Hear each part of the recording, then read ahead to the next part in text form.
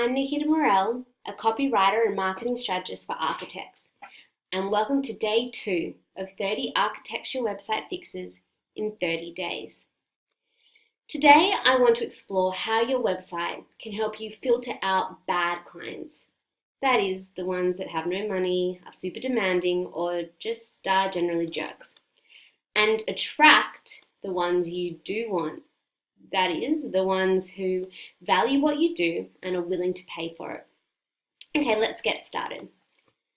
So you ideally want to be contacted by the right kinds of clients, as bad prospective clients literally cost you money. You waste your time emailing back and forth, hours on the phone discussing a potential project. The client picks your brain and then goes to the competitor. Yep, I'm sure you've all been there before. So you need to use your website as your online 24/7 hour a day security guard. Your website can act as a gateway from bad clients even contacting you. How? Well, here are 3 ways. Number 1, ensure your website is well designed. Here, I'll show you one of my favorite examples, Rob Mills. As you can see, his website is beautifully designed. There's professional images with a really strong brand identity. So a website like this is immediately going to turn off clients looking for a cheap architect or bargain bin pricing. Why? Well, as I said yesterday in day 1, it's all about perception.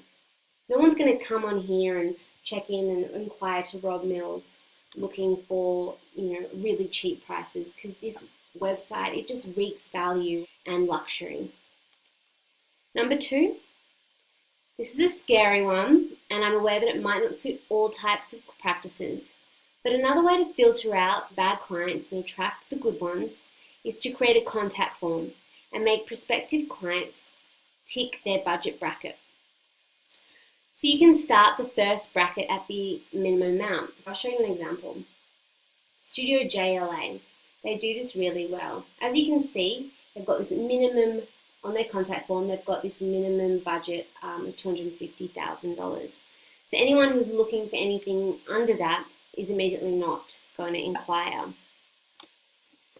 You could also use your contact form to ask other questions to pre-qualify your leads to see if they're a good fit. For example, if you're a residential architecture firm, you might ask your clients, what are you looking for in an architect? When would you be ready to start? And then pay attention as to how they answer these questions. Are they just chucking in one-word answers, or are they taking the time to write a considered response? If you don't feel comfortable putting this budget or budget bracket in your contact form, another way to do it is you can put it in your website copy. For example, Mike Edwards Architecture puts it on his services page. He says, we will take on projects with a minimum cost of works of $400,000. Very clearly, very explicit, you can see exactly what it is, and if you're looking for anything less, you perhaps consider and think this firm is not for you. And number 3, okay, this one is even scarier, but I promise you it works. You can clearly write down your principles and values on your website.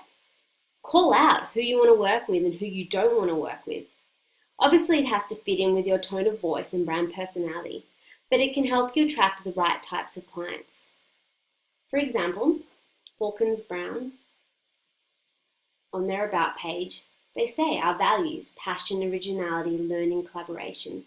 So immediately, if you're a prospective client who aligns with these values, you're more likely to form an emotional connection and reach out. However, on the flip side, if you're not really into these things, you're most likely to think, oh, maybe these guys aren't for us. So already your website is acting as a filter. Another firm that does this really well is Emily Armstrong. If you go down, she says, we are, and then calls out. We have a lot of experience in commercial retail. We maintain the architecture process is a collaboration with like-minded client, great consultants and builders. So if you're one to not really like to collaborate, then maybe you think these guys are not for us. And look, sure, you'll have people that hate you, but you'll also have people that love you, and you really want to attract those ones that love you and whose values align with yours, because it's going to result in much better projects that you love and clients who are willing to pay for what you deserve and for your time.